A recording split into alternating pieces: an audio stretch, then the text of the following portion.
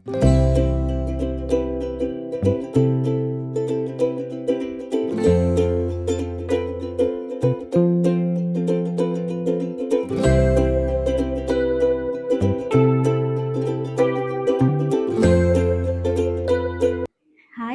അപ്പോൾ ഇന്ന് ഞാൻ വന്നിരിക്കുന്നത് നമുക്ക് ബിരിയാണിക്കും കുഴിമന്തിക്കും അല്ലെങ്കിൽ നെയ്ച്ചോറ് അതുപോലെയുള്ള നമ്മുടെ ഐറ്റംസിനൊക്കെ സൈഡ് ഡിഷായിട്ട് കഴിക്കാൻ പറ്റുന്ന എരിവും പുളിയും മധുരവും ഒക്കെയുള്ള ഒരു സൂപ്പർ സൈഡ് ഡിഷ് റെസിപ്പി ആയിട്ടാണ്.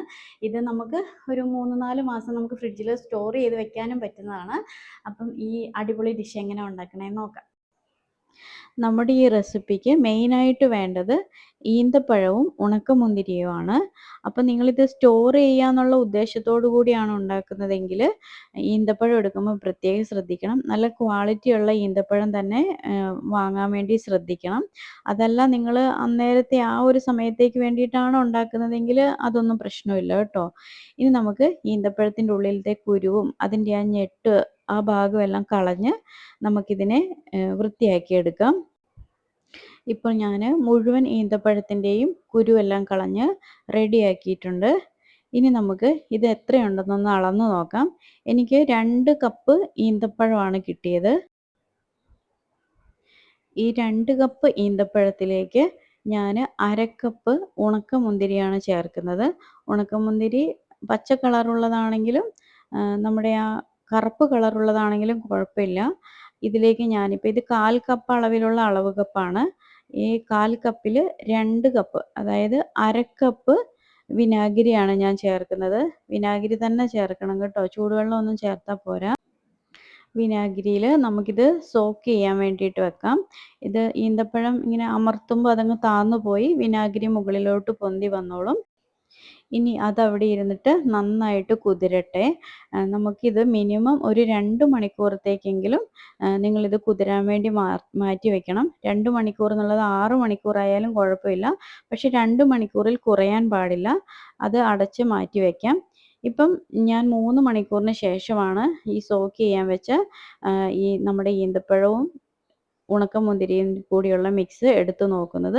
ഇപ്പോൾ ഈന്തപ്പഴമൊക്കെ നന്നായിട്ട് കുതിർന്ന് നമ്മൾ ഒഴിച്ചു വെച്ചിരുന്ന വിനാഗിരിയുടെ കളറൊക്കെ മാറിയിട്ടുണ്ട്. ആ ഈന്തപ്പഴത്തിൻ്റെയും ആ ഉണക്കമുന്തിരിയുടെയും കളറും എല്ലാം കൂടി ഇതിലോട്ട് ലയിച്ചിട്ടുണ്ട്. ഇനി നമുക്ക് ഒരു മിക്സിയുടെ ജാറിലിട്ട് ഇത് നന്നായിട്ട് അരച്ചെടുക്കണം. ഇത് ഫ്രിഡ്ജിൽ സ്റ്റോർ ചെയ്യാൻ ഉദ്ദേശിച്ചാണ് നിങ്ങൾ ഉണ്ടാക്കുന്നതെങ്കിൽ മിക്സിയുടെ ജാറൊക്കെ എടുക്കുമ്പോൾ പ്രത്യേകം ശ്രദ്ധിക്കണം. ഒരു തുള്ളി വെള്ളം പോലും ഉണ്ടാവരുത്. മിക്സിയുടെ ജാറൊക്കെ വെയിലത്ത് വെച്ച് ഉണക്കി നല്ല വൃത്തിയുള്ളതായിരിക്കണം. അല്ലെങ്കിൽ പൂപ്പലൊക്കെ വരാൻ സാധ്യതയുണ്ട്. നമ്മൾ അച്ചാറൊക്കെ സൂക്ഷിക്കുന്നത് പോലെ തന്നെ. അപ്പോൾ ഇതിനെ നമുക്ക് ഒരു മിക്സിയുടെ ജാറിലേക്ക് ഇട്ടിട്ട് നന്നായിട്ട് അരച്ചെടുക്കാം. അരയ്ക്കുമ്പോൾ വെള്ളം ചേർക്കാതെ അരയ്ക്കാൻ പ്രത്യേകം ശ്രദ്ധിക്കണം കേട്ടോ. ഇപ്പോൾ ഇത് നന്നായിട്ട് അരഞ്ഞ് കിട്ടിയിട്ടുണ്ട്. ഇനി ഇത് നമുക്കൊരു ബൗളിലേക്ക് മാറ്റിയിട്ട് അടച്ച് വയ്ക്കാം. നമുക്ക് ഈ സമയത്ത് വേറെ കുറച്ച് പണിയുണ്ട്. കുറച്ച് ഇഞ്ചിയും വെളുത്തുള്ളിയും കട്ട് ചെയ്തെടുക്കാനുണ്ട്. അപ്പോൾ ആ സമയത്ത് ഞാനൊരു കാര്യം പറയട്ടെ.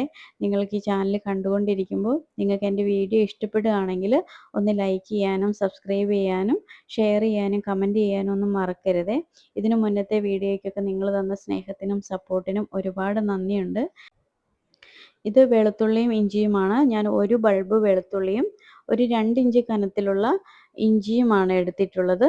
അപ്പോൾ ഇതിനെ നമുക്ക് നന്നായിട്ട് ചോപ്പ് ചെയ്തെടുക്കാം. ഇനി ഞാൻ സ്റ്റൗവിൽ ഒരു പാൻ വെച്ച് അതിലേക്ക് വെളിച്ചെണ്ണയാണ് ഒഴിക്കുന്നത്. വെളിച്ചെണ്ണ ചേർക്കുമ്പോഴാണ് കൂടുതൽ ടേസ്റ്റ് എനിക്ക് ഫീൽ ചെയ്തിരിക്കുന്നത്. അപ്പം വെളിച്ചെണ്ണ തന്നെ ചേർക്കുന്നതായിരിക്കും നല്ലത്. വെളിച്ചെണ്ണ ചേർക്കുക. അതിലേക്ക് നമ്മൾ നേരത്തെ ചോപ്പ് ചെയ്ത് വെച്ചിരിക്കുന്ന ഗാർലിക്കും നമ്മൾ ചോപ്പ് ചെയ്ത് വെച്ചിരിക്കുന്ന ഇഞ്ചിയും ചേർക്കാം. ഇതിനെ നമുക്ക് നന്നായിട്ട് സോട്ട് ചെയ്തെടുക്കണം. നന്നായിട്ട് മൊരിച്ചെടുക്കണം. ജസ്റ്റ് ഒന്ന് സോട്ട് ചെയ്താൽ പോരാ. ഓക്കെ. അപ്പോൾ ഇതിനു മുന്നേയുള്ള വീഡിയോസിന് നിങ്ങൾ തന്നിരിക്കുന്ന കമൻസിനൊക്കെ ഒത്തിരി നന്ദിയുണ്ട്. കുറേ പേര് കുറച്ച് സംശയങ്ങൾ ചോദിച്ചിട്ടുണ്ടായിരുന്നു. ആ സംശയത്തിനൊക്കെ ഞാൻ റിപ്ലൈ തന്നിട്ടുണ്ട്. അപ്പം എന്നോട് സംശയങ്ങൾ ചോദിച്ചവർ എൻ്റെ ആ റിപ്ലൈ കൂടി നോക്കാൻ ശ്രദ്ധിക്കണം കേട്ടോ. നിങ്ങളുടെ വാല്യുബിൾ ടൈം എടുത്ത് നിങ്ങൾ ചോദിക്കുന്ന ഓരോ സംശയത്തിനും ഉറപ്പായും മറുപടി പറയുക എന്നുള്ളത് എൻ്റെ റെസ്പോൺസിബിലിറ്റിയാണ്. അത് ഞാൻ ചെയ്തിട്ടുണ്ട് കേട്ടോ. ഇനിയിപ്പം ഞാനിതിലേക്ക് മുളക് പൊടിയാണ് ചേർക്കുന്നത്. ഇത് കാശ്മീരി മുളക് പൊടിയാണ്. അതുകൊണ്ട് എരിവ് കുറവായിരിക്കുമല്ലോ. ഞാൻ 3 ടീസ്പൂൺ കാശ്മീരി ചില്ലി പൗഡറാണ് ചേർത്തത്. നിങ്ങൾക്ക് എരിവ് നല്ല ഇഷ്ടമാണെങ്കിൽ നിങ്ങൾ സാധാ മുളക് പൊടി ചേർത്താൽ മതി. അതൊക്കെ നിങ്ങളുടെ ഇഷ്ടത്തിനനുസരിച്ച് ചേർത്തോളൂ.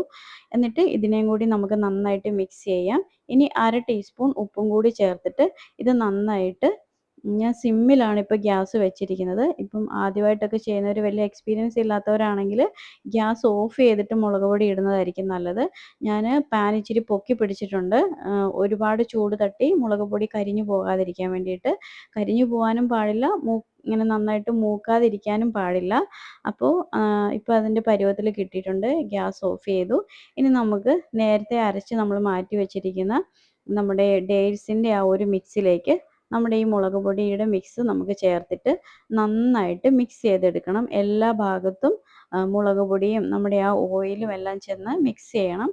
ഇത് നിങ്ങൾ പെട്ടെന്ന് ഉപയോഗിച്ച് തീർക്കാനാണെങ്കിൽ ഓയിൽ കുറച്ചൊഴിച്ചാൽ മതി. അതല്ല നിങ്ങളിത് കുറച്ച് കാലത്തേക്ക് സ്റ്റോർ ചെയ്ത് വെക്കാൻ ഉദ്ദേശിക്കുന്നുവെങ്കിൽ ഓയിൽ കുറച്ച് നന്നായിട്ട് ചേർക്കണം കേട്ടോ. വിനാഗിരി നമ്മൾ നന്നായിട്ട് ചേർത്ത് വിനാഗിരിയിൽ നമ്മൾ സോക്ക് ചെയ്ത് വെച്ചതായതുകൊണ്ട് കേടാവില്ല. പിന്നെ നമ്മളിതിൽ പ്രിസർവേറ്റീവ് ഒന്നും ഉപയോഗിക്കുന്നില്ല. ഹെൽത്തിയാണ്. ഇപ്പം നമ്മളുണ്ടാക്കുന്ന ബിരിയാണി, കുഴിമന്തി പോലെയുള്ള ഐറ്റംസിന് ഇത്തിരി ടേസ്റ്റ് കുറഞ്ഞാലും നമുക്ക് ഈ സൈഡ് ഡിഷിൽ അത് പിടിക്കാൻ പറ്റും. അപ്പോൾ അതുകൊണ്ട് എല്ലാവർക്കും ഇതൊക്കെ ഇഷ്ടപ്പെട്ടെന്ന് വിശ്വസിക്കുന്നു. ഇനി നമുക്കിതിനെ ഒരു ക്ലീൻ ബൗളിലേക്ക് മാറ്റാം. ബൗള് ഡ്രൈ ആയിരിക്കണം.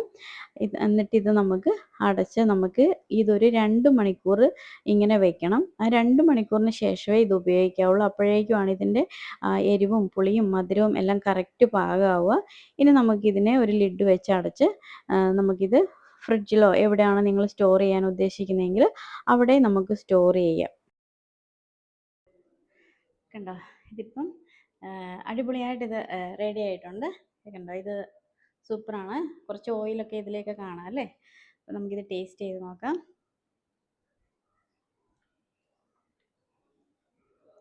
സൂപ്പർ ടേസ്റ്റാണ്. സൂപ്പർ എന്നൊന്നും പറഞ്ഞാൽ പോരാ, അസാധ്യ ടേസ്റ്റാണ്. അസാധ്യ ടേസ്റ്റുള്ള ഈ സൈഡ് ഡിഷും ഒരു ഒറിജിനൽ യമനി റൈസ് റെസിപ്പി ആയിട്ട് ഞാൻ ഉടനെ വരുന്നതായിരിക്കും. നമ്മുടെ കുഴിമന്തിയെക്കാട്ടിലും ബിരിയാണിയെക്കാട്ടിലും ഒക്കെ നല്ല സൂപ്പർ ടേസ്റ്റി ആയിട്ടുള്ള ഒരു യമനി റൈസ് റെസിപ്പിയാണ്. അതിൻ്റെ ഒറിജിനൽ റെസിപ്പിയാണ്. അപ്പോൾ അതുമായിട്ട് നമുക്ക് എത്രയും വേഗം അതുവരെ എല്ലാവർക്കും താങ്ക് യു.